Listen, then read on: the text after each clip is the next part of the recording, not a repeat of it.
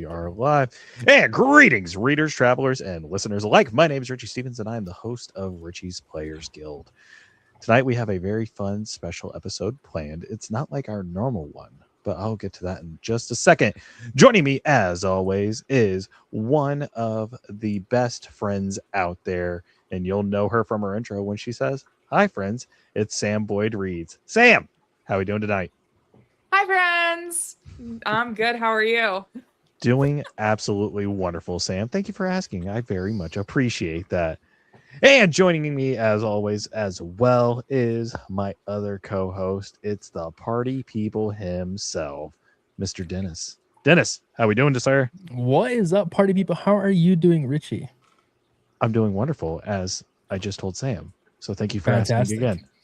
We're confirming. We're just just double checking. Yeah, this is like actual double checking. So, and we have three very special guests joining us tonight.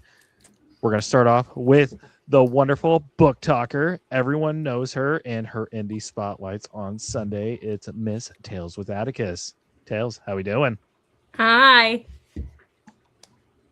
How are you doing? Are you doing? Oh, you doing good? Wonderful. Thank you so much. I'm doing great. I brought a ton of books today to talk to you about. I'm very excited. I can't wait. I'm surprised you're not wearing your J. Krause Made Me Cry t-shirt. I wore Founders okay. I'll take that. Founders Edition. You got that. Okay, but we got Jay in here, and we know that he's not talking about Dennis and I. So yeah, that's fair. I'll accept that. I was about to ask. And we have two more guests with us tonight. You may know them from their hit podcast, Lit on Fire, but joining us is Liz Hahn and Peter Wetzel. Liz, Peter, how are you guys doing tonight? Doing well. I'm recovering from bronchitis, so hopefully I'm going to sound okay on here tonight, but I'm recovering from bronchitis. You sound great. You do, really. The great thing about having bronchitis is I finished like 4 books while I was sitting around at home. So legit cracked open 4 books and finished them. So it was awesome. That'll do it. And Peter? I'm doing great. Just got back from Durham, saw Hamilton. It was amazing. Cried my eyes out. Like literally, I was hoping I wasn't like, all puffy when the lights came back on. It was terrible. But yeah, I'm just a little exhausted. It was a long drive. Well, we are glad that you made it back safely and had a good trip. Yeah. And we're glad that you're able to join us tonight. So tonight's episode, like I said, is a little bit different than what we normally do with our author interviews. This time, we're getting the community interviews. And when I had originally started RPG, I had this idea of introducing new readers to the genre who found their way through that dungeon crawler, Charles or whatever his name is book. Matt Zinneman's book. Sacrilege. Yeah, that guy. Sacrilege. Yeah. Okay, go ahead. But I made a list for originally it was Atticus and Peter, because this was before Peter and Liz started the podcast for Lit on Fire. So I got to meet Liz through this process, and it's been a really great time. But the original plan was we were going to do like every few months check-in with Peter and Atticus to see how everything was going, how they were enjoying the Lit RPG genre since branching out from Dungeon Crawler Carl. And we're going to do another one at the end of the year. So right now we're at the halfway mark. It's June 1st. Our first episode was right at the end of the year last year. I think it was like early. I think it's actually beginning of this year. It was in January when we did the first episode. So why don't you guys tell us, one, a little bit about yourselves, and then two, how you found the genre outside of Dungeon Crawler Carl. If you found it outside of Dungeon Crawler Carl. So where do you want to start? Peter, we'll start with you. You can start. Yeah. Okay. I guess my first one was Dungeon Crawler Carl. However, I'm going to go out on a limb here and say that I was soft introduced to the genre with Ready Player One. Okay. If that kind of counts. I mean, it's got to be lit RPG adjacent. Yeah, it is. And absolutely loved that. But then, of course, Dungeon Crawler Carl was my gateway drug. And then a lot of great recommendations once I got connected to the community. And it's been wild. Well, that is good to hear. Liz, what about you? Yeah, he said Ready Player One, and certainly I was always a big fan of that, but I have to say Dungeon Crawler Carl, and that was because of Peter and his crazy t-shirts and all the things he wore over to my house all the time with the screaming goat and the cat so these were all things I was unfamiliar with, and he kept walking into my living room and my dining room, and he'd say, Liz, you have to read this, and I'd be like, I don't even understand the words you were speaking when you explained this to me. Like, I don't know what you're talking about. This makes no sense. He kind of drew me in with the cat because I'm a massive cat person. So when he really talked about Princess Donut, I was like, yeah, okay, I'll get into this. I'll listen to it. I listened to like the first 2 chapters of the first book. And then my husband happened to get in the car when I was listening to it at one point. He's like, what's this? This sounds cool. And then we started over again, and we're both addicted. So FYI, I have not yet read book 8. I have it. I just have been rereading the whole series again. I'm savoring people. I was going to say it goes too quickly. Yeah, once I read it, it's going to be done. I definitely started with that. Since then, I've read several other things. Most recently, of course, Founders Edition, Lighting the Forge. Just finished that by Jay Krause and loved that. Absolutely loved it. I have lots of good things to say. Just really enjoying it. I didn't realize I was going to love it so much, but I've loved everything I've read so far. That is really good. And obviously the Screaming Goat is the best character. I don't care what anyone says. We love Trepatente, and there will be no pony slander on this podcast. Just a heads up. And Atticus. Great, thank you. So Matt Dinneman was my first, but I did DNF him. I think I told this story before. I read a lot of romantasy and epic fantasy and sci-fi, and I picked up Dungeon Crawler Carl, and it was like, oh, this tough Marine, and I was like, ugh. And then we got to the tutorial guild. It was such a graphic like murder of those goblins. And I was like, I'm not doing this. So I DNF'd it the first time, but my husband picked it up, and I was just like excited to read with him. He doesn't read. And then I fell in love. I think you have to get kind of through the first book before it really gets into some of the found family and character-driven stories. Kinda. And I mean, Dennis, I'll pick your brain a little bit on it because you've read quite a bit of Lit RPG, and Sam, you're getting into the genre more and more, especially with joining the show because we're forcing you to read all of these books. Yep. You don't have an option. It's fine. My hands are tied. Yep. But I don't think Dungeon Crawler Carl is a great entry point for the genre. And it is because he breaks so many rules for Lit RPG. Or not really breaks, but bends them. It is a one-of-a-kind book. And there's not going to be anything like it. Also, I will always agree that we made the right person famous because Matt is humble. Right. He is a genuinely good human being. And he knows who his friends are. He's not. He doesn't forget where he came from. Like, he's just a genuinely good dude. So first off, thank you, Matt, because you have really built on this amazing community that we already have. Also, I'm still mad at you. So, Dennis, would you say, or would you agree with me that Dungeon Crawler Carl is not a good entry point, or would you say it is the perfect entry point? I would agree that it's not the good entry point. I was actually talking about this with a couple friends last night at dinner, and it's one of those things. I had a friend reach out and be like, hey, this is their first book. DCC book 1 was like their first book in terms of Lit RPG. Obviously, all the hype, FOMO, and just wanted to read it.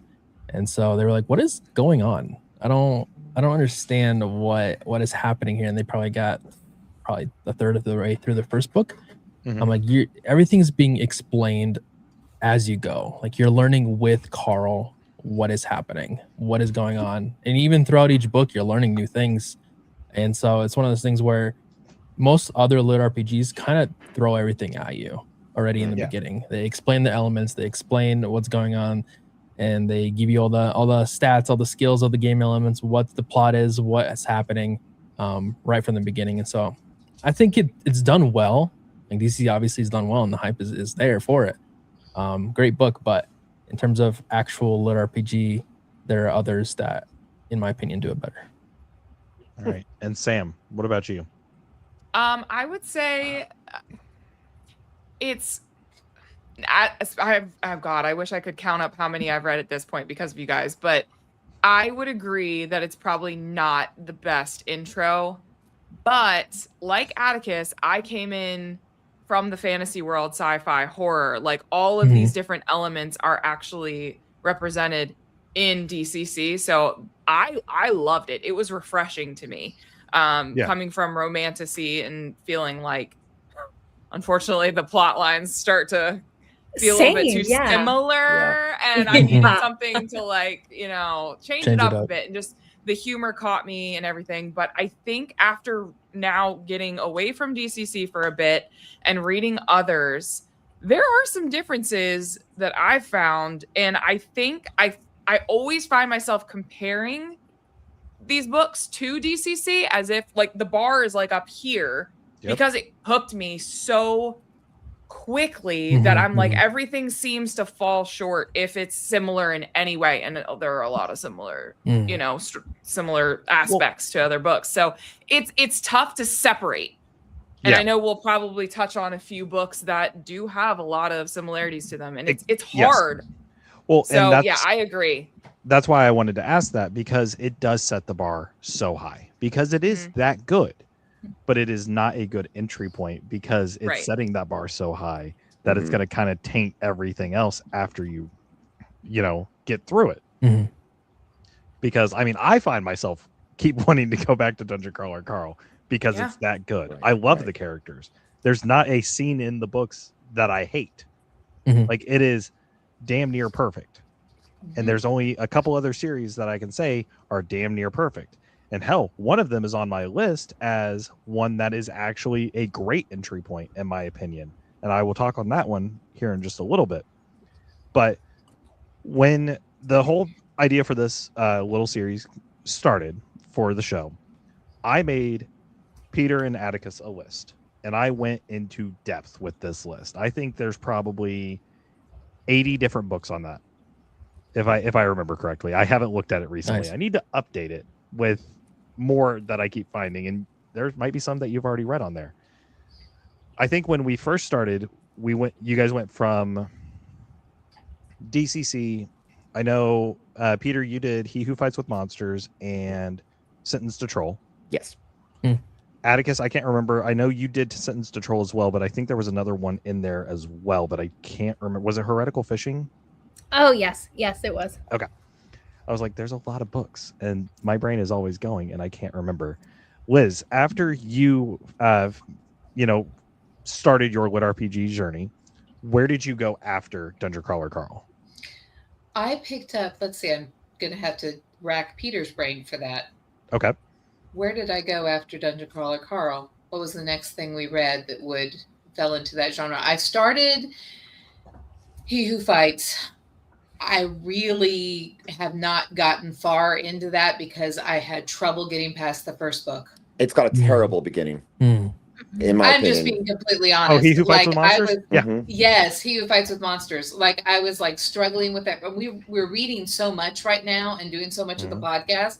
Like, I was laboring, and I was like, oh God, I'm just putting this down for a second because I just cannot. Right. And it's one of my favorites now, but I did not like the beginning of that book. It takes a while for me to get into it, and I will die on that hill. Yeah. So I've tried twice. You've tried twice? Yeah. It's like 3/4 of the book before you're like, oh. It was 4 books. I'm gonna try really? physically eyeball reading it as the third and final go, but because I love Heath, I think that's what I'm gonna have to do is physically eyeball read it. I think that the audio was turning me off in a major way, and maybe if I push through, I don't know. So I'm gonna have to read that one. I've tried it twice also. Heath is so paced in his reading, and I love him, but you can put it on 1.5 and it sounds normal. Yeah. And that's how I listen to it. Okay. And the humor comes across a lot faster and more quippy, and I just like the pace better. So interesting. Okay, what else have I read, Peter? I've got Heretical Fishing. Obviously, I started. What? Go ahead. Obviously, Founders Edition, Lighting the Forge. That has been my favorite. I'll be honest, that's been my favorite other one that I've read of the group that we've read. I really enjoyed that. It was just the right balance for me. Yeah. I didn't expect kind of get just absorbed into it. Peter kept asking me, "Are you done yet?" And I'm like, "I am savoring Just let me savor, because I really was. I was like going through it, and it wasn't difficult to get through. I was just really wanting. My children kept coming in and interrupting me, and I was really wanting to like savor every moment of the book because I was enjoying that particular story, and I just really did. I loved it, like every part of it. So I really enjoyed that one. I've got Incredible Fishing. I started that. You've only read 3. Yeah, I think I'm a newbie. Stumbling Up. I'm young. Yeah, Stumbling Up. I loved Stumbling Up. I'm looking forward to the second one. So now that you've said the 2 titles that are on my list for perfect for newcomers, I'm gonna go ahead and we're gonna talk about them really quickly. Okay, and that is Stumbling Up by Reckwell is a fantastic book for newcomers. I think it is a great entry point for readers coming into the lit RPG genre. And it is fantastic. I don't know if Jay Krause is still here, and it looks like he is in the chat. He can't know I say nice things about him because he's mean to me. But Lighting the Forge is the other book that I think is damn near perfect. And it is damn near perfect because it goes back to the roots of the early days of lit RPG, but also takes some of the newer elements that have where the series or the genre has evolved. And yes, I have 2 copies. I have my original copy, and then I have a signed copy that I'm sending to someone. So, and I have the audiobook. I've listened to it 3 times, and it is so good. It's so good. And it's Daniel Wisniewski's, like, some of his best narration. Yeah. Oh my God. It's the VR story, which is where lit RPG really started, was with the VR stories. We don't really get a lot of them anymore. And that's the whole, playing the game, and you forget that you're in a game when reading this book. You get lost. You're like, this world is real. And then you're like, oh, wait, no, he's just in a game. He's in a game world. This isn't an isekai or anything. He's just there. And it takes me back to like the memories of when I was a kid playing World of Warcraft for the first time and just getting lost for hours. And dwarves were my go-to race back in World of Warcraft. I had my dwarf paladin, and I had a blast playing him. So, Jay, I guess since you're here, thank you, sir. You crafted a damn good book. Your other series is great too. Really good. Founders Edition. Can I just say something real quick? Yeah. About those 2 books? First of all, they both are great examples of using the quote-unquote grind and making it feel purposeful, like not just repetitive, not like just a montage, but feeling like something that actually advances the characters. And so I love that about them. But as far as isekai goes, Jay is the only person who's written an isekai that I actually liked so far. Because the isekais bother me because they seem to come so randomly out of the blue. Like you get like a paragraph of the character, and then they walk in front of a truck, and then suddenly you're in the lit RPG world, right? Yeah. But with Jay, Classic. Will of the Immortals, we get this whole, like, we know the character, we understand their life in the real world, they have this massive battle, and then how it happens makes sense to me. So again, Jay just executes those elements really, really expertly. So Jay, he does. Make sure you heard that. And there's other lit RPGs that tackle the isekai element as well. And it's, and it's not always the truck method. Sometimes it's dying in battle, overseas, because a lot of the lit RPG authors are military, and they will, write about war to start out. Like James Hunter, you will see a couple of his characters are in war. The Completionist Chronicles by Dakota Kraut, main character, he ends up going down in a helicopter crash at the beginning of the book and loses his arm and his legs, and becomes an amputee, and then gets uploaded into a game world. Like there's so many different elements that go into lit RPG that make it just one of a kind. Because even with books that are like others, they're still unique enough to where they're their own thing. There might be similarities and there might be inspiration, but they're still their own stories. And that's one thing I absolutely love. Not only that, all the authors are wholesome. Yeah. They are. This is one of the best communities I've ever been a part of. And I will die on that hill. And I won't let anyone take that away from me either. Because like the authors are welcoming, the community is welcoming. It's nothing but love and support. And that's what we deserve. And that's what we need. So, but Peter, you said isekai. That Jay Krause is the only one that's written an isekai that you've enjoyed. Technically, so far, so far. I was going to say, technically, Stumbling Up could be considered an isekai story because Meredith is an isekai character. It's Yes. not fully isekai, it just has the trope. Right. Right. And what I liked about that is the fact that element's in there, yes, but it wasn't like it was done naturally. It didn't feel Yeah. awkward to me. So No, it's a native world, and you have the isekai character, which is another trope that we do see from time to time in Lit RPG. Rec just did it perfectly, in my opinion. So, but what are your? I'll ask you guys this, and we'll start with Liz this time. Liz, because you've read a few books now in the genre, how are you enjoying Lit RPG compared to like traditional fantasy? How am I enjoying it compared to traditional? I'm a gamer, or I was a gamer before I had children, and then that just completely took up my time. So I did play World of Warcraft and those things. So it takes me back to that, and also Dungeons and Dragons. And so I really do love it. I think it's fair to have to say to the listeners, I am a literature teacher. So I'm very classically literature kind of based, and I love J.R.R. Tolkien and all the traditional fantasy elements. And so when I first kind of thought of the idea of Dungeon Crawler Carl and the Lit RPG and this whole idea of it, gaming being woven in, I didn't really take it seriously. I didn't know if I would take it seriously, like it would just be really lighthearted fare. I'm finding it to have a lot more depth than I thought it would. So like when I'm going to agree with you that I'm not sure DCC is the greatest way to enter the genre because it does set that bar really high, but it has so much depth. There's so much there with the found family, with the personal stories, with the character development, that I find myself a little bit ashamed of my prejudgments about what Lit RPG was going to be, even as a gamer, even though I value that kind of thing. It is amazing that in literature format that these RPG game ideas can come to life so well and then have so many layers to them. I'm impressed by that. And I'm so impressed that as a literature teacher, one of the things that I said the other day before the school closed, and I was talking to our media center specialist before she was shutting down the library, as I said, we need to have a new section in the media center for this next year. We have to have a Lit RPG section.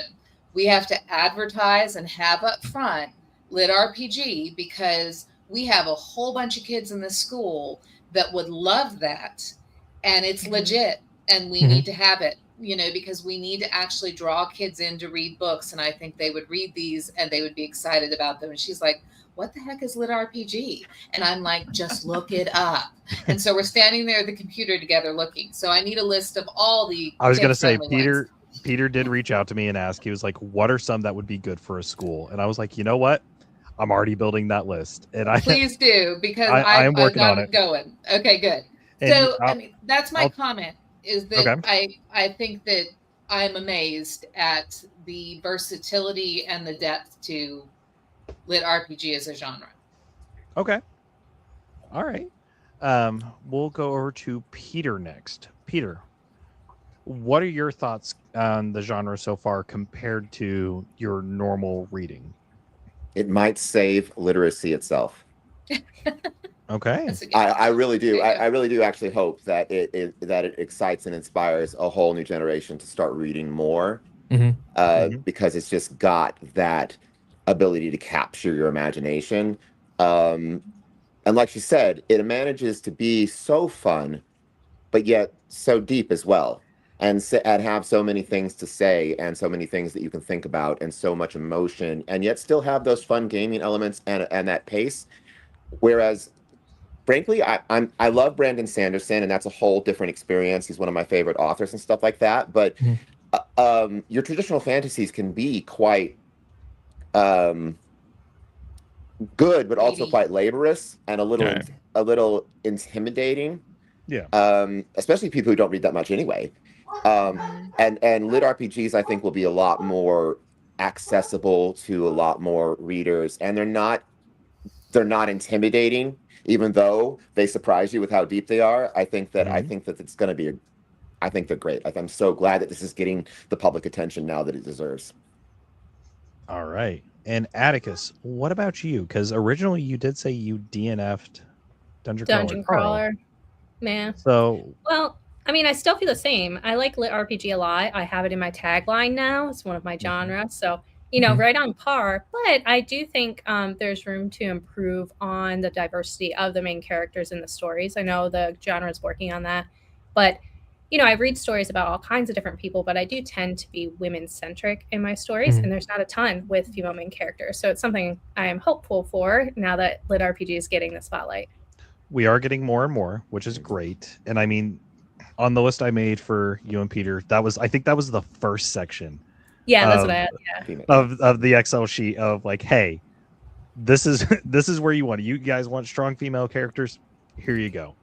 Yeah. And I mean, there are others that I might not know about because, believe it or not, I don't know every single lit RPG out there. It's shocking. I know. I'm like a walking encyclopedia for the most part.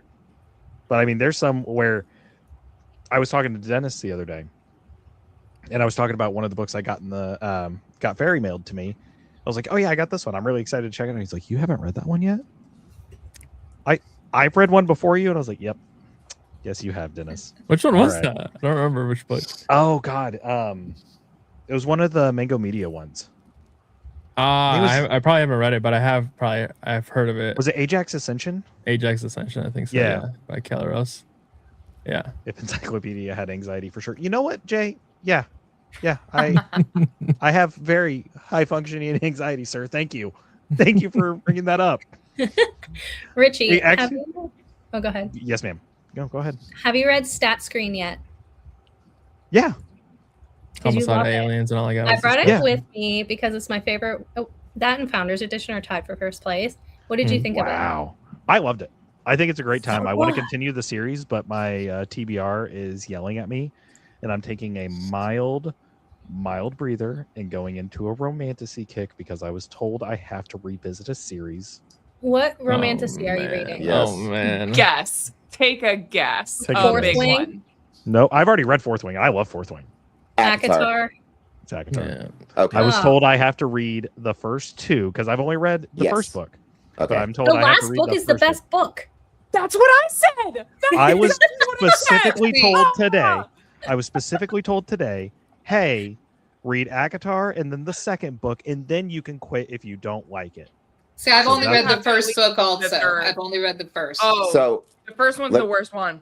yeah, you probably Yeah. been heard. The first one in all of her series is the worst one. The first one, I like Glass. Throne of Glass. I thought Throne Okay, of Glass good. was great. But I'm saying it's always the weakest one. Yes. I'm not saying they're bad books, Fair. but like what the hype around the series is, you really don't get it until that second or third book in the series. Yeah. And then you're like, okay, I understand now, because the first ACOTAR book is basically Beauty and the Beast. Yeah, I didn't like it. You know what? And that's kind of the vibe I got, but I was like, it just didn't click with me. But I'm a man of my word. I'm gonna try it. I Who just did caught you up promise? I don't like this. I'm not at liberty to say who I All right, promised. let us know your ACOTAR Okay. review. Oh, he has to do a video on it. I'll do a video on it. I will do a video on it. But I finished The Good Guys, and I'm caught up on The Good Guys and The Bad Guys, and I was like, you know what? I have a little bit of time because we don't have an episode until the 15th. I can power through it. I get through books quickly, so I'm taking a little breather. I'm stepping into the romantasy realm for just a little bit until I come back, because I'm gonna definitely need the stat screens and just, nonstop bullshit I love violence. stat So screens. I don't even think they're smut in the first one. Well, anyway, good luck. I think there's Not At that the very much, end, last yeah. chapter. That's it. Peter. like a little teensy little Yeah, bit. but doesn't it like Tiny little bit. kind of go hard in book 2 as well? 250, actually. no pun intended. What is it? Chapter. Oh my God. Was it 40? And now I'm getting, because of Very last- DCC it's the 8. very I last everybody- chapter of the book. No, in the second book. In the second book. Oh, Chapter 40. 40. Is I it think you're right. 45? The 40? yeah, Mm. cabin, Christ. It's, yes, the cabin. Anyways, See, I I regret can't reading. even. I can't. I'm just here, okay? Like It's I pop just culture work at this point. I say Throne of Like, Glass is better, by the way. It's my favorite. I think Throne of No. Glass is really good. I Yeah. hated Feyre, is that her name? I absolutely That's could from not stand her in the first ACOTAR. book. Yeah, I know. Oh. When I read ACOTAR the first time, I could not stand Yes. her. It was her. Yeah, you everyone couldn't hates Fair. I stand? agree. Hmm? What'd you say? I couldn't stand the guy. Resand, yeah. I agree. Or You mean Town. Tamlin? Tamlin. She couldn't. Tamlin or I couldn't stand Tamlin. any of them. It's it's Well, just a. It's you might be personal. onto something there. Just keep reading. Okay. I'm gonna do this. I promised, and I'm a man of my word, so I'm gonna do it. But this actually goes into another point where there's Okay. something for everyone in Lit RPG, and that is I like a good romantic subplot in Mhm. my books. I want my main characters to feel happy, but also I'm scared because I know the author can take that away from me at any point by Mhm. killing off the loved one. And then it adds more to the character. So now I'm nervous for bringing that up because I know there's some authors that'll be like, ooh, how can I hurt Richey? Because I actually did have an author say, how can I hurt Richey? Mhm. That's funny. In a loving way. But they also may or may not be my adopted dad that has yet to take me to Chuck E. Cheese. Thanks, Harmon Cooper. Good old Harmon. So are there any subplots you would like to see in Lit RPG that you've yet to explore? And this goes for everyone. I would say I haven't read anything with much romantic notions at all, actually. So I was trying to think about it when you were saying it. I'm like, I don't think I have you have dabbled. some. You have some that you've downloaded from the Audible. Yes, Oh, but I yeah. haven't actually Yeah. gotten to them yet. Some The most Pretty romantic covers. one that I've read so far is probably Heretical Fishing. Okay. Well, Otherwise, I'm not saying like. people have fallen in love, but there hasn't really Yeah. been that. Well, will I'm they, not saying won't like they? I was saying specifically. even I'm in saying Heretical like, Fishing, I'm like, is there a trope or a subplot little that you bit. haven't seen in Lit RPG that you want to, like, because you haven't found the book that's got that? That's what I was trying to get at. I'm sorry. I'm not a Yeah, I don't writer. know. I don't think about that kind of thing. Well, I mean, if there, I try to think of like, is there like the trope that you like, in fantasy?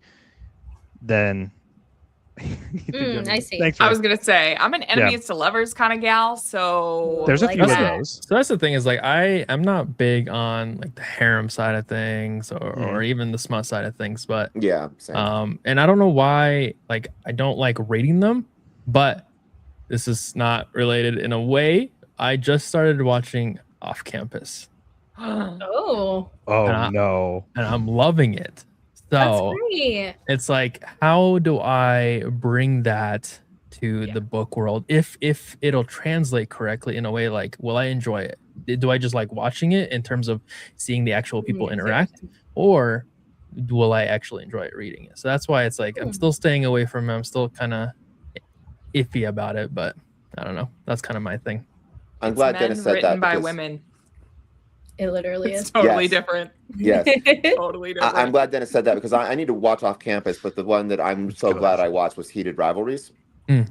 Also a That's good amazing one. too.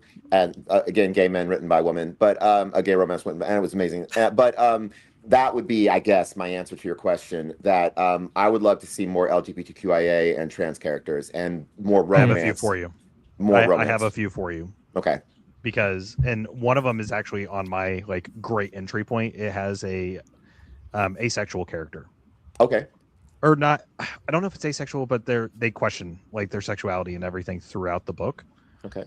In the series, and they have a male partner counterpart that like they question their relationship and everything with. It's really good. It's called Arcane Ascension by Andrew Rowe. Top tier series. Top tier series for me. I know they're out there. I just need to encounter more of them. Yeah, so that's good. And then there's a few that I could recommend. And obviously we have a very diverse community for authors as well, because we have, some authors who are gays, we have some authors who are trans, and they write some of the best stories out there.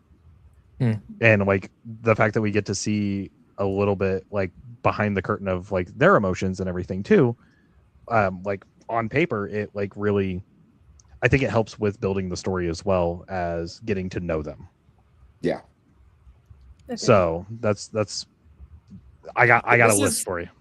This is a sidebar comment, but kind of Yeah. off of what you were just saying. This is the only community that I know of that I've been a part of personally that has had this great amount of access to the authors and the narrators themselves, where they I are agree. That's true. like engaging with you. You can get to know them, Yeah. like they become your friends. And Yeah. I've never been able to It's communicate with them.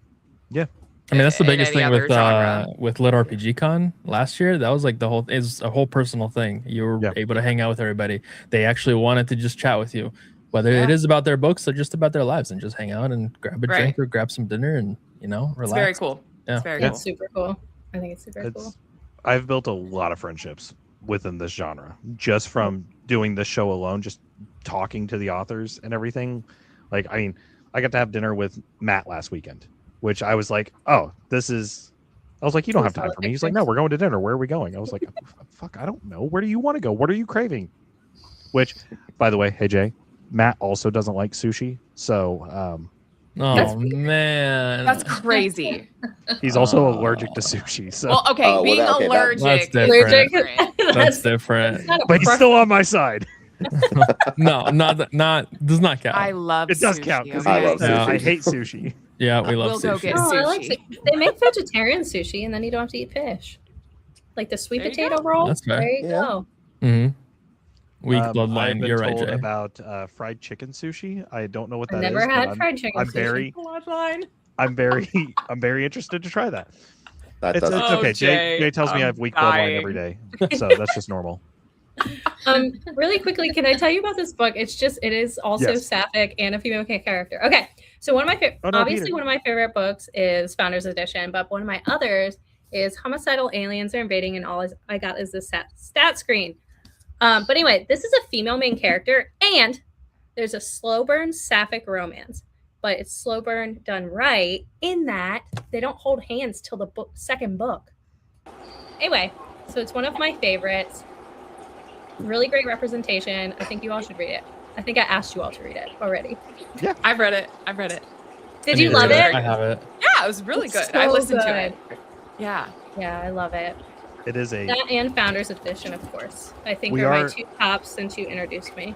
Mhm. We are wanting to Yeah. get the author for it on, but they live in the UK, so it's a little harder to do that. So we have to find the time to where we can all be Oh, because yeah. I work throughout the week, so it's a little harder to do that. Yeah, that's fair. We'll figure out time. Yeah, Is that me- mine? No, it's Peter's. I was gonna say I think it's Peter's fish tank we hear. In Oh, the now you're background. hearing it worse. Oh, okay. Sorry. Oh, now it's Nope, gone. it just went away. We just had fixed to Now it. it's on. He had to somehow activate his fixed it. microphone. That's why. Oh, okay. yeah. I guess that's it. Yeah. Sorry You're about good. that. Yeah. All good. You were fine. I'm So- sorry. What was the title? Can I ask real quick? What was the title of the book? It's that you just Homicidal said? Aliens Are Invading, and all I got is a stat screen. Okay. All right. I'm writing that fun. one down because I was going to Okay. say if there's a trope and I think you already mentioned it more than once, it's the strong female characters and kind of that drive that I think I'm the big, you could tell from the podcast, I'm the big feminist person who's always reading the feminist literature and talking about female characters. And, so I think that fantasy has always been really male centric. And I think that Lit RPG is, has some openings for that. And it is a welcoming community. So I'm always looking for more of those. So I'll write that one down too. So that's cool. Good. I hope you love it. Yeah. That is one thing you will hear about what RPG is. Like at the start, it was a very male dominated genre because that's just who was writing in it. But more and more female authors have, started writing over the past 10 years in the US for the genre and everything. So, I mean, we get great stories from like Shami Stovall, Katie Hanna, Rachel Niekirk, Rose Reynolds. Like there's so many good female authors out there that need more love. So I'm always going to recommend, a good, strong, especially a strong female main character.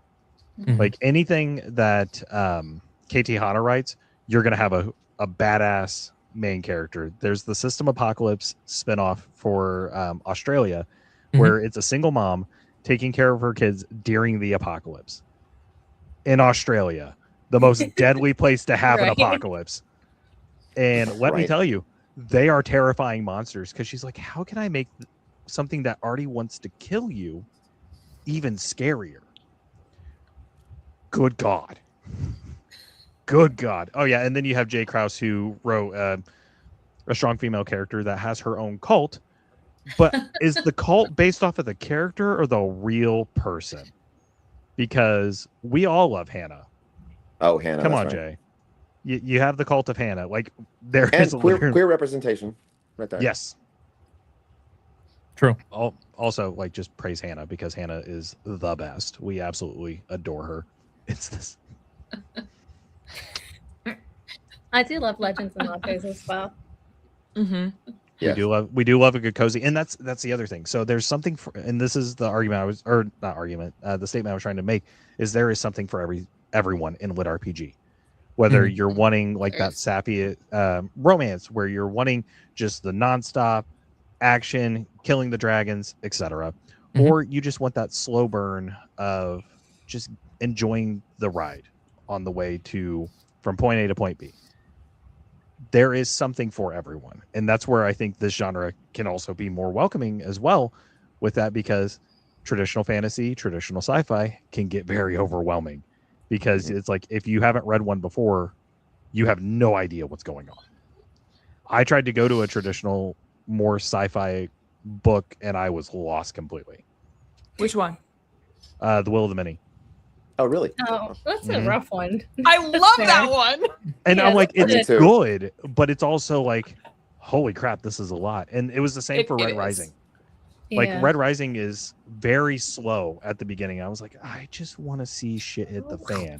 Sam's And gonna then when freak it out. hit the fan, I'm leaving the podcast forever. I How know, dare right? you? I'm not saying it's bad. I'm saying it took me a minute to get into it. Yeah. Well, I'm not- I mean, I'm not- that's is an element of lit RPG. You get very quick payoff. Yeah. Yeah. And when you're used The to that, dopamine. it can, when you're used to that, it can be kind of like, oh man, this is so descriptive. It's taking so long. Yeah, Well, I that's get it. why The it's gonna- pacing is. That's why it's going to save literacy, like you said, Peter, because the Yeah. kids need quicker payoff now. But Mhm. it's good for us to be able to sustain ourselves through some more descriptive reading. But a lot Mhm. of these other books start with that. It's a lot more to kind of get that intro and lay that groundwork. And some of these lit RPG books we get to jump into a lot more quickly. Yeah. And I mean, there are some lit RPGs that are going to be a little bit more slow burn, where it's going to take a little bit to get into the actual world where you're going to be spending a good chunk of the story. Mhm. Not all of them are just, straight out the gate, like, hey, here's your sword, here's your shield, here's some magic, have fun. They have like a really good like lead up to that, but it's not as like, it's still quicker than what some traditional sci-fi and traditional fantasy give, where they're trying to build the world, where Yeah. they're Right. trying to build this whole system.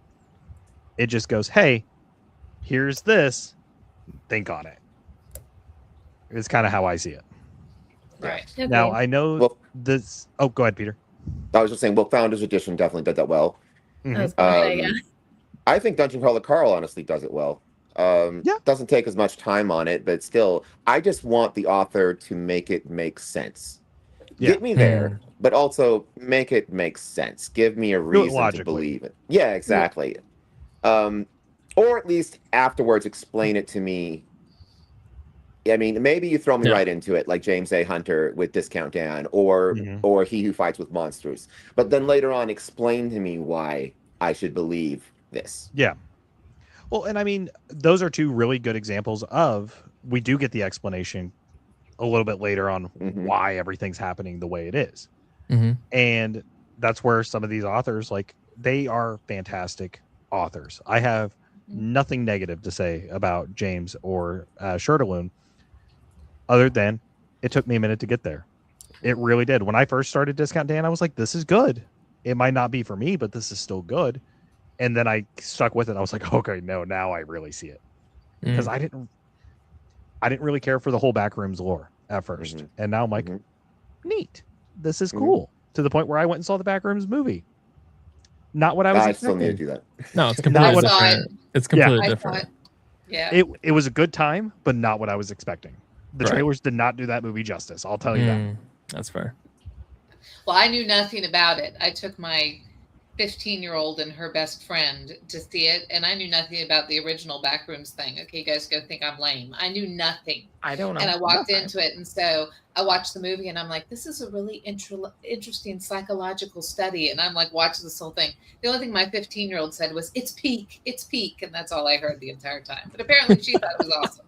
Well, So, then I'm gonna so it was say good. probably check out Discount Dan if you want some more of the Backrooms lore. It's very different, Yeah. but it is Yeah. still like it's the idea of the Backrooms, really. Mm. And then He Who Fights with Monsters is just your, hey, here's a portal. You got summoned to this new world.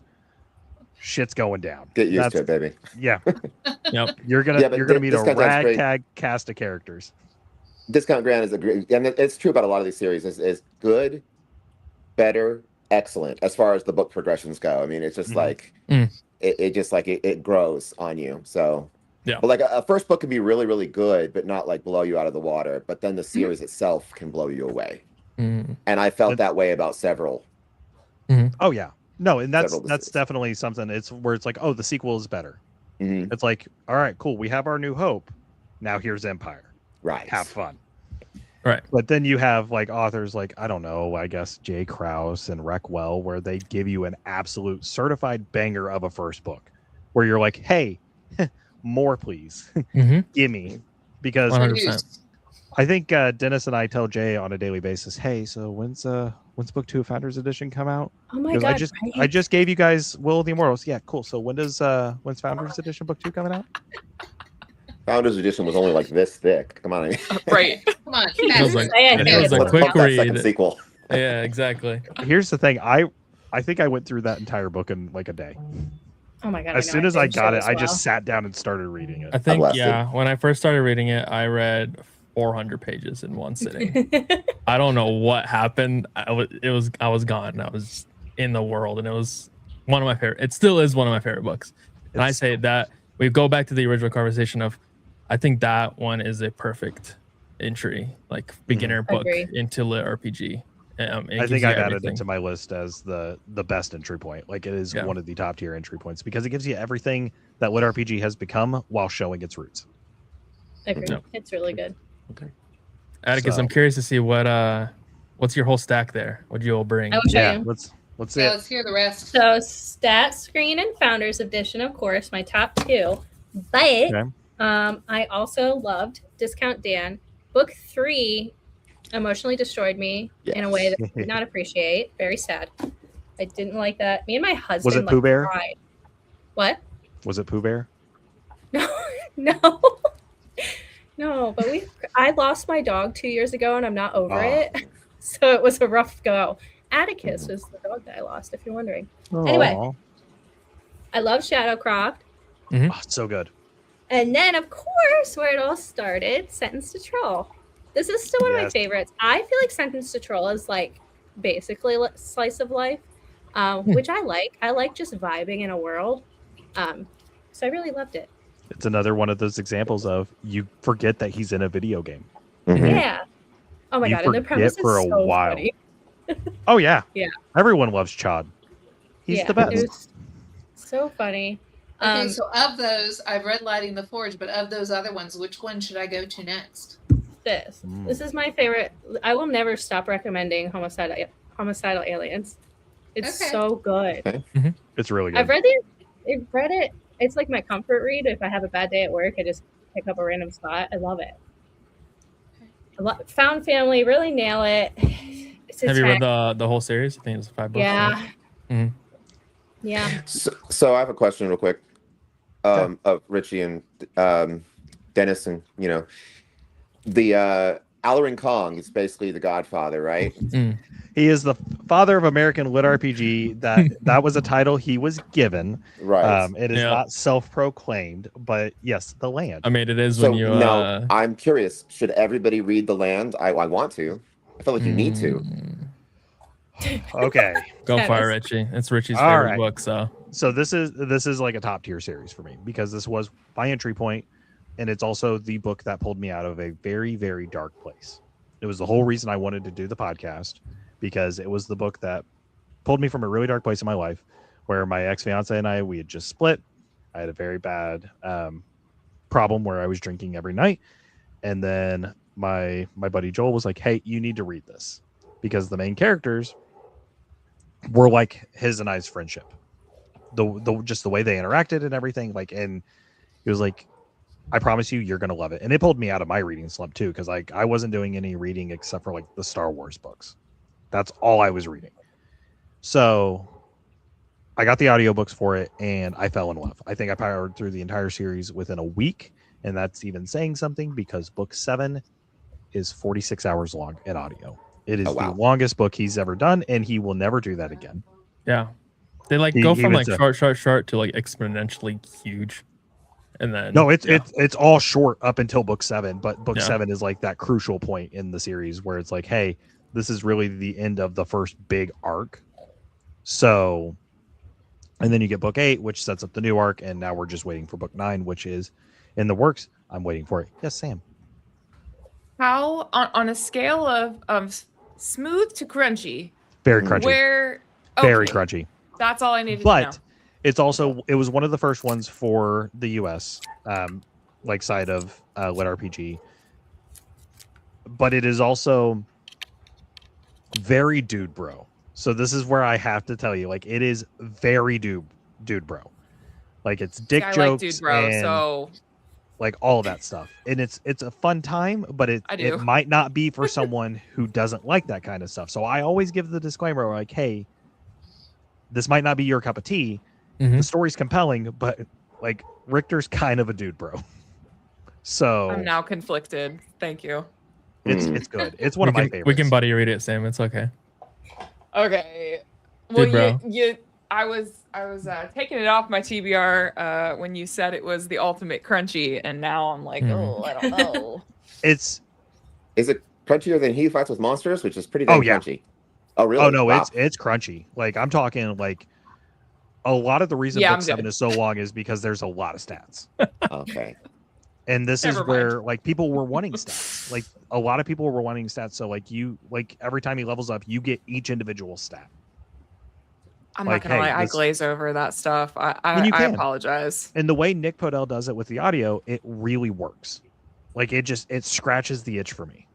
So I personally always am going to recommend it. It's a top tier series, and it's one of my favorites. I always want more from Alaron. Like, and I've read his other 2 series that he has that are connected to the land. They're just from different.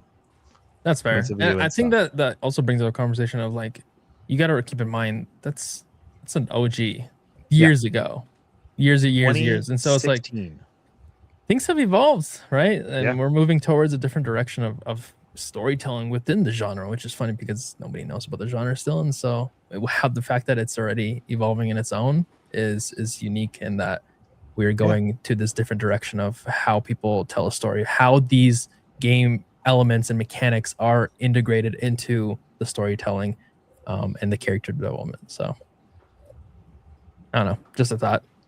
There wasn't a question in there. Like I said, it's always going to be on the top of my list. So Peter, if you are interested in reading it, I will gift you book 1.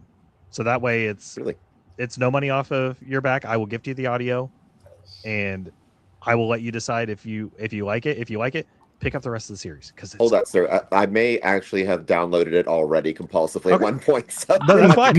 That's fine. If you end up liking it, I'll get you the next book. Whatever book you're missing. I did. I've got Industrial Strength Magic already downloaded. That's one I need to check out. Yeah. I got Beware of Chicken downloaded. I've got Mark of the Fool. Is that the other RPG? Mark of the Fool. Mark of the Fool is Lit RPG adjacent. It's more progression fantasy than it is Lit RPG, but it's in that good like bridge point. It's kind of like it's considered Lit RPG by the fans. It's more progression fantasy than it is Lit RPG. So it's like also considered top tier within the rankings and series. Oh yeah. And it just finished. The complete series is just finished, so which is awesome.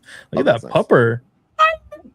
Hey, when he gets a bone at night and I'm late because I'm on the show. It's like, hello. Like, human, Mom. please. I was like, you want to run and give it to him real quickly? You're more than welcome to. I'm going to. Thank you. That's pretty good. Yeah, Mark of the Fool. What else you got on there, Peter? It's good. It's I'm building a list specifically for someone right now that's like, what are the core books I should read? And I'm like, oh no, you just asked the most dangerous question. And Mark of the Fool is on there. Which is funny because it's like something that I don't see being talked about anymore, even though they are technically deemed a top tier series, and maybe I'm just not talking to the right people. Defiance of the Fall and Primal Hunter. While I don't see it talked about any really within the community, they're still deemed a top tier. It's on a lot of the groups on Reddit and Facebook that you're going to see that one talked about. Personally, not one of my favorites. It's not my vibe. A lot of them do just like Primal fall Hunter.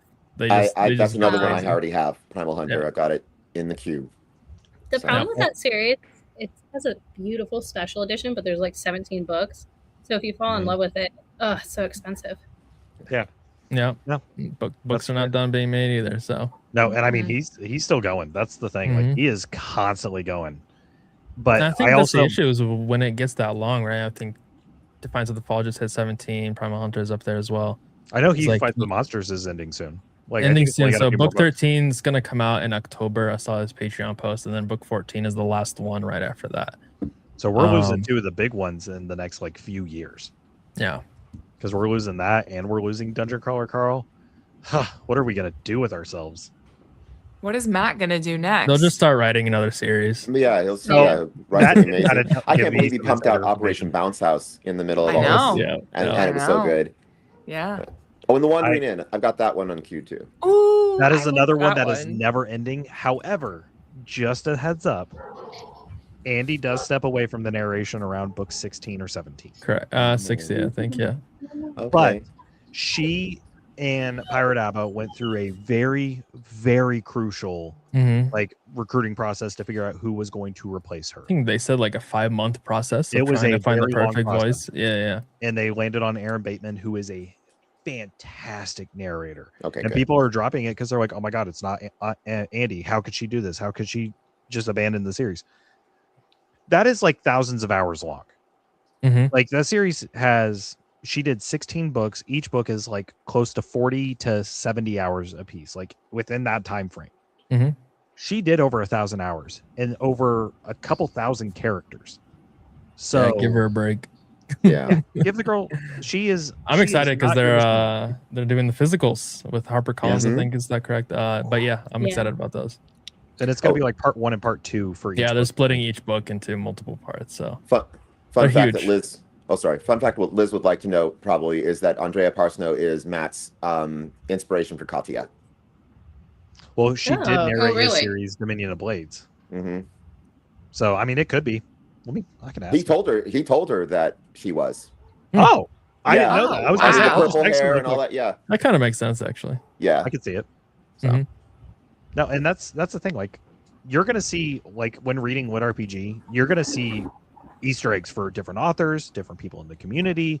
Like, it is a very huge thing. I think I'm mentioned in 4 books at this point, where because I just built the friendship with the authors, and they're like, I'm just gonna put you in. I was like, you don't have to do that. And they're like, no, I'm gonna do that. That just goes back to the community. Yeah, the community is fantastic. Tight knit it is. For sure. And the more you get to know people, the more you discover those Easter eggs. Like, I did the reread of Dungeon Crawler Carl, and I was like, wait a minute, Jess is a Sluggalo? What the hell? Like, I didn't realize it until I reread book 7. Yep. I was like, badass Wargo. I was like, what the heck? I think that was a Patreon tier, or not a Patreon. It was a Kickstarter tier, was to be a character in one of the books. So that's awesome. It's really like, to be so honored. Well, SL Rowland as well and everything. You have the author Steve Rowland as good old troll stripper who gets dragged screaming to hell. So right. Steve must have pissed him off or something. I don't know. No, I think it was just the way the story was going. Yeah. Who knows? I have to jump everyone. My laptop's plugged in, but it's at 5%, so I'm on borrowed time. Real quick before you leave, where can people find you, Atticus? Oh, I'm at Tales with Atticus on TikTok, YouTube, and Instagram. Everyone go follow her. If you're not, you will get some amazing content. Thank you. And thank you for having me on the show. I appreciate it. You're welcome. We adore you. You're amazing. True. Have a good night. Thank you. Bye. Thanks for the Bye. recommendations. Night. So we are going to start wrapping up the show here in just a few minutes because we're coming up on that hour mark, and I don't want to take more of your night than I already have, which I appreciate you guys joining us tonight. So I have to ask, out of the lit RPGs that you've read, Liz, this one might be a little easier for you because you've read just a few. Yeah. Is there one that just stood out to you over the rest? Like it just really, really spoke to you? And I think I know your answer, Liz, because we talked about it at Jordan Con. But it might have changed since we last talked. But is there a lit RPG I can't remember that just... what I said at Jordan Con. It was Stumbling Up. Yeah, he said something up. It wasn't Dungeon Crawler Carl, right? I didn't say Dungeon No, Crawler. it was Stumbling Up by Rec. Yeah. No, that's what I was gonna say. Okay, good. I'm gonna be faithful then. Okay, good. Stumbling Up, I think I told you that before, is because two reasons Stumbling Up stood out to me, and I had not read Lighting the Forge yet at that point. But Stumbling Up is just very approachable. It's very human. I loved it because my sons jumped into it as well, which is, just a whole thing. But my sons got really into Stumbling Up, and they love the banana slug and everything else, the sentient banana slug. But I love the whole Richard. Losers. What? Do I love Richard? We do love Richard. Yeah, Richard is the best. Richard He's is the main awesome. character. Yes, he is. I mean, as far as I'm concerned, you have to. We had these little Richard toys that Rec gave us, and they were gracious enough to give me quite a few Richards, actually. And so Richard is all over my house. But anyway, I love Richard, and I don't know. I love the Loser's Guide to Progression, just the very approachable, non-heroic and yet everyman heroism of Stumbling Up. And the idea that these young people finding their way, these just normal human people finding their way through this whole journey. I really enjoyed the way Rec wrote that. They just did a beautiful job of developing those characters and starting that journey. So I really enjoyed that. It was very different for me as I was trying to kind of come on the other side of Dungeon Crawler Carl, because that had set a bar and I'd enjoyed Dungeon Crawler Carl so much. And then I read Stumbling Up. That just kind of set a whole new tone for me that I really just kind of, I don't know, felt this kinship with those characters and just really enjoyed it. I feel something similar now for Lighting the Forge. So I have to say, now that I have read that, I don't know, I want to read it again. I've read it through once, and now I want to sit down and read it again and really take some more time with it. I told my husband, and he was like, oh dear God, no. We have 4 cats. And I said, now I'm going to get a white one. There's going to be a white one that gets snuck in, and I'm going to name it Thea. And I'm going to have this white little cat following me around, because I'm going to have one. But we already have 4 cats, and so it's probably grounds for divorce at this point. But anyway, I absolutely loved Lighting the Forge as well. And again, it was just the development of that character and going from, the illness and then going into the virtual world. And yes, that's right. It is Thea's story, and we're all just living in it, as Jay just said. I mean, that's how I feel about my cats in general. It's their world, and we're living in it. So I, I don't know. I just love that story. I love his adaptation, his into the world, and then just he doesn't want to be a hero, kind of like the characters in Stumbling Up aren't heroes, but he doesn't want to be a hero. He just wants to live his life, but he becomes heroic just by nature of who he is. And there's just so many beautiful things there. So I don't know. I could talk and talk forever, but those 2 have clearly left a mark on me that I think will stay for a while. That is beautifully put. So thank you for that. But before I jump over to Peter, we got to give a shout out in the comments really quickly, because the 2 books you brought up, we have the artist for the covers of both of those books in the chat, awesome. Mr. Morpheus. So Nice. we're going to give a shout out to Awesome. Morpheus, because not only did he do the Stumbling Up cover and Lighting the Forge, he does all of Jay's covers. Yeah, Well, And he the also Immortals. did Yep. the RPG logo. So we always give Yeah. Morpheus hype. Like his artwork is some of the best artwork out there. And I don't yeah, the give a Will of the shit what Immortals anyone says. covers. Mhm. And then the Beautiful. spine that Jay has said they will never do again. Mhm. So brilliant. Too much work. we gotta give a shout out to Morph because he's just fantastic. excellent artwork. It's amazing. Truly. But Peter, my friend, what would you say is one that stood out to you? Now Well, that you've expanded your journey. yeah. Before I almost say exactly what Liz said, I'll state what I said earlier about lit RPG. I think that both lit RPG and cozy fantasy might be what we need to save literacy. Yeah. And one of the things that both of those genres, which are very adjacent to one another, have in common is that they all tackle such relatable stakes. You know, they are high stakes, no matter what people say, but they're the most personal high and relatable high stakes we can ever encounter. Is that who am I? What's my purpose? Where's my place? Who's my purpose? Who's my person? Do I matter? Am I good enough? And these books tackle those so passionately and so well. It's hard for me to feel like I can name one that I didn't go, I needed that today. Yeah. You know what I mean? Mhm. And I'm getting emotional. No, but that being said, I have to say I gotta say what Liz said about stumbling up, just because of struggles with insecurities and mental health and ADHD. And I think there's autistic character in there. I mean, there's just a lot of different, and also shout out to Colin Master for representing those things as well. But I really felt Cole in my soul and was like, oh my God, this feels like the journey that I would be on if I was in a lit RPG situation. I would not have confidence in myself. I would fail upwards if I made progress at all. It would be a real rough ride. And that self-criticism thing that kicks in and all that stuff, I just think Rex brilliantly attacking those issues, and I think it's very personal to them as well, which you can really feel in that book. And I think you can feel that in a lot of lit RPGs as well. Oh, yeah. But I just love that about the book and about meeting Rex later on and getting to know them. That is one that it's always one that's going to stand out to me. It's one that is very special to me. And I know that book cover to cover. I've read through it so many damn times. And I mean, there was other reasons involved and why it just means a lot to me, but it is one that is it's a damn good book. And I think it needs more love. So if you've not read Stumbling Up, go pick it up.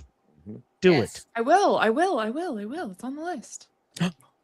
Sam, you've not even read Stumbling Up yet? I haven't read it, but I own it.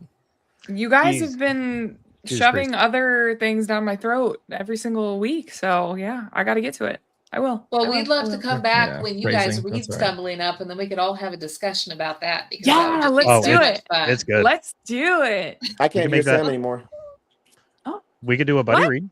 Sam, we can hear you. You can't hear Sam? I can hear you, Sam. Sam, you're good. I think I was gonna say the lights translate for me. Okay. Can you hear everyone else though, Peter? Yeah, everybody but Sam for some reason. So weird. What? Sorry. It's happened before. It's something's It's okay, Sam. Don't cry. Stinky's happening. I blame Dennis. Sam. What? So, but no, we'll have to do like a buddy read for Stumbling Up, and I'll reach out to Rec and see if we can get Jeremy and Jessica to join as well, and we'll see if we can do a fun little thing. Because we've talked about doing some buddy reads on the channel, but we've not really executed them yet, just because our TBRs are monsters right now. I bet. I think I have over 600 books on the TBR at this point, because I'm just I keep buying stuff on Audible. I'm like, oh hey, new release, pick up. Yeah. So it's hard, and people will be like, hey, will you read my book? I was like, I will try my best. Eventually. I will get to it at some point. Exactly. If it's not on audio, don't expect me to read it right away. I'm sorry, but it's hard. I've been telling people who don't have the audiobook, I say, can you send me an e-copy? Because there's an app, 11 Reader, that I have, and you have to have $11 a month subscription to it, but it actually reads the book in a real sounding human voice. And you can choose different tones, a warm tone. You can even choose Michael Caine to read it to you if you want. Yeah. So I've read now several books of independent authors that don't have audiobooks through the 11 Reader app. So that is one way to get through them faster if you just need to listen instead of sit down with it. So much better than the Kindle Assist. I'll have to look into that. Yeah, That's I don't fair. like Alexa reading to me at all. Nightmares. So we are coming up to the end of our show. So if this is your first time watching, we always like to do a little segment called Hey, what you been reading? So that way it's a way to shout out like some books that's been on your list and that you got through that you're like, yeah, I got to give a shout out to this one. So Peter, we will start with you. What you been reading recently? Okay. Well, currently I am reading Animal Farm for the very first time. Oh, for the first time. Wow. Yes. Okay. And struggling. Liz discovered, much to her chagrin, that I never had to read Fahrenheit 451, never had to read Animal Farm, never had to read 1984, Brave New World. I haven't read Lord of the Flies. I just wasn't assigned any of these in my educational experience. So now she's putting me through the task of getting these out of my way one by one, and then we get to talk about them on the podcast. Nice. Okay. I think the only one I've not read is Brave New World. I think that is the only one on that list that I did not have to read. So I might have to look at that one.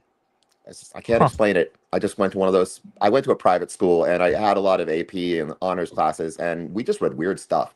And it might have been because it was a private school too. So who knows? We just did a lot of World War II, like Holocaust books. Like from 7th grade to senior year, that was like the main focus. They're like, you're going to read these books. I was like, I don't think I can. I think I'm tapped out on them. Like I've done way too many. Like, I'm sorry. Yeah. And then we got my senior year, we got to read Great Gatsby, and I was like, yeah, this one I can do. That one. This one I can do. In the lit RPG genre, speaking of 11 Reader, I got TJ Lombardi to send me books 2, 3, and 4 as e-copies, and I'm going through those on 11 Reader now so that I can get past the first book, which is the only one on Audible at the moment. So I think book 2 is in recording or post-production right now. Yeah. I don't remember. I know Dan and Jess are both super busy, so it's right. They got their schedule cut out for them. So hopefully those will be out soon. Liz, what about you? All right. What have you been reading? Well, during my sickness, my bronchitis, I finished, The Book Witch by Meg Schaefer. That was really good.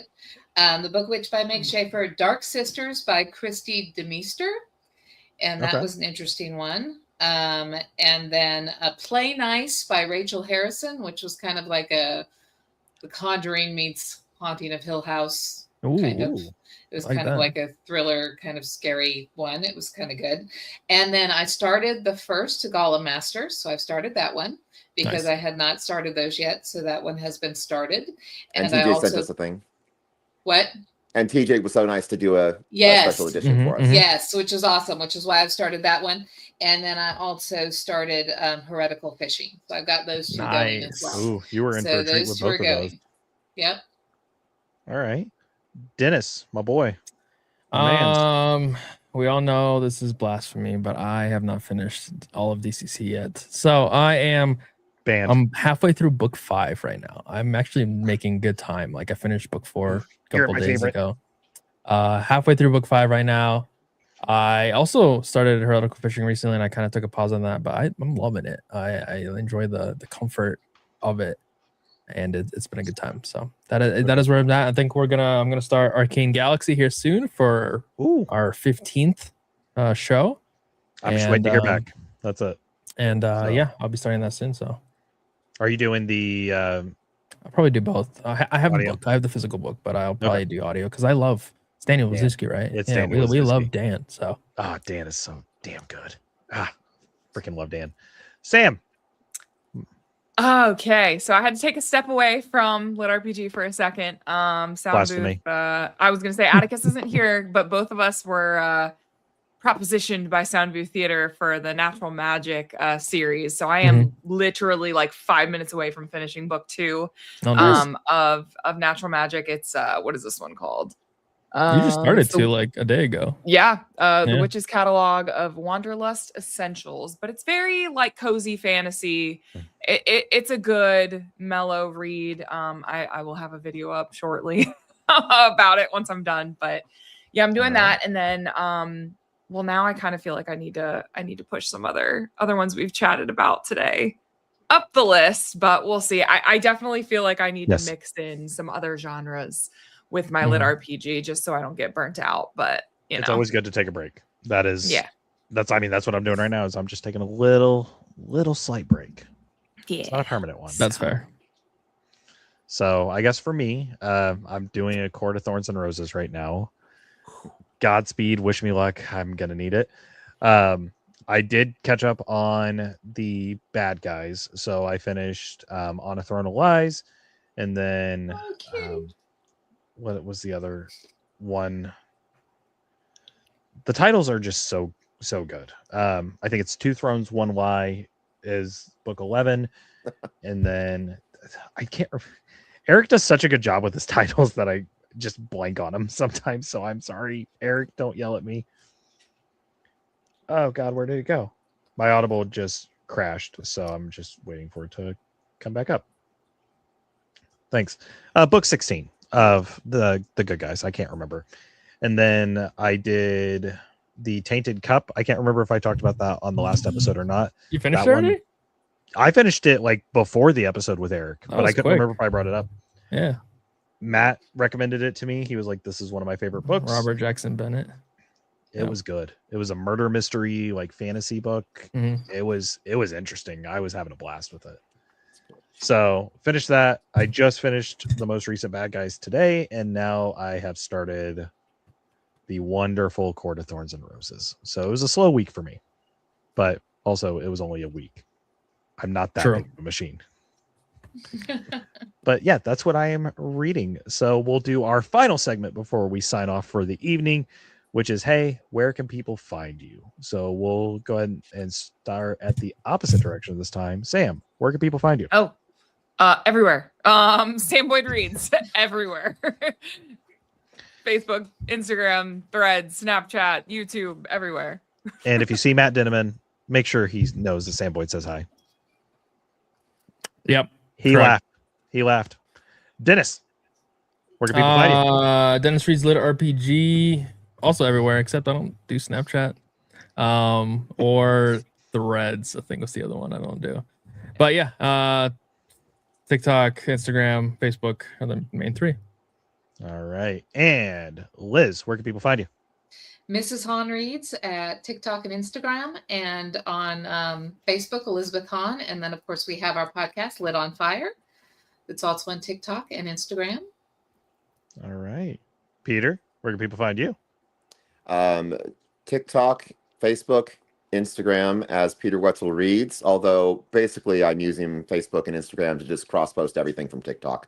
TikTok's my thing. Pretty much. And then we also, like Liz said, have a Lit on Fire TikTok and a Lit on Fire Instagram. And you can find our podcast pretty much everywhere you can listen to podcasts. So Spotify, Audible, Apple, all those things.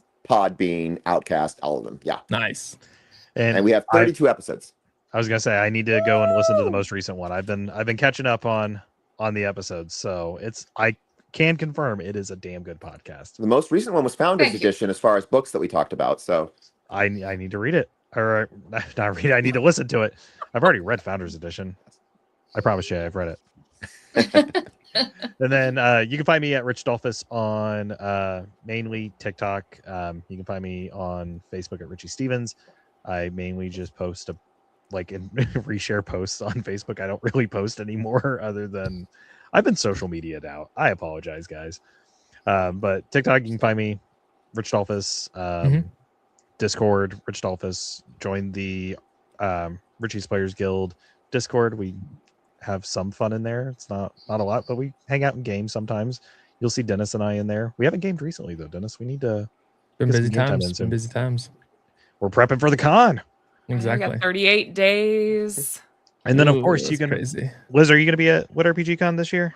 I am going to be in Scotland with students. No, That's that's better. right. I So- forgot. Scotland I Those know, songs. I know that I'm just not even Amazing. going to have near as much fun as you guys, but I am going to be Oh. in Scotland. We'll get So I pictures will and try videos to- for you. That'll be I fun. will try to drop some pictures and videos from Scotland as well. But yes, you must get some good stuff at Lit RPG Con for me. So. And I was going to say, you can find 4 of the 5 of us at Lit RPG Con this year as we Mhm. are all panelists. And I believe schedules should be going out soon. for Very like, soon. hey, Very soon. this is what panels you guys are going to be on and all that fun Scared. jazz. We should get I'm our excited. schedules soon, Me too. approvals, It's gonna and be great. then I think like mid-June is going to be public. Yep. So But guys, All I we're, can Holy say we're is getting crap. next close. year. I got to do next year, so just not this year. But this has been the end of this episode for Richey's Players Guild, which I very much appreciate you guys joining. And I guess I probably should have asked, are we going to have to do another follow-up at the end of the year to see how your guys' reading has expanded over the next 6 months? I'm why in. not? Yeah. I think we're going to have to. I think that should be our season finale. Since it was our season Good luck. premiere, we might as well make it the season finale. So we're gonna have some good times, and I'm excited to see what is been added to your reading list for the end of the year, because I'm curious, and I'm curious to see how your taste has evolved. But Atticus is already gone, so Atticus, Liz, Peter, thank you guys so much for joining us tonight. This was a truly amazing time, and I am so grateful that I've gotten to get to know you guys over the past few Same. months. You are very Same. genuine and wonderful human beings, and I cannot wait to Peter. I can't wait to see you at Lit RPG Con. Liz, I can't wait to see you at the next con that we get to attend together. Like, it's Hopefully, just gonna be... Dragon Con. Will you be at Dragon Con? I will not. I am conned out for the Okay. rest of the year because I don't have any more vacation time. I might be able to Okay. sneak away for like 1 or 2 days on the weekend, Okay. but also I don't think a lot of Lit RPG people are going to Dragon Con this year. Yeah, it's Yeah. like 50% of them are not. Yeah, it's. Still Rec, a good check. Matt. It's still a good lot. That's all I I know. was gonna say, yeah, Matt and Rec will be there. You know, Ben Wolf's going. Yeah, there's gonna be some. hmm Yeah. Jay's going. Looks like. Oh, Jay's going. Yeah. Well, there's my reason to not go, because Jay's mean to me. Okay. All right. But guys, thank you so much for tuning in tonight, and we will see you on the 15th for our next episode. Hope you all have an amazing 2 weeks. Bye-bye. Bye. Bye. Hi.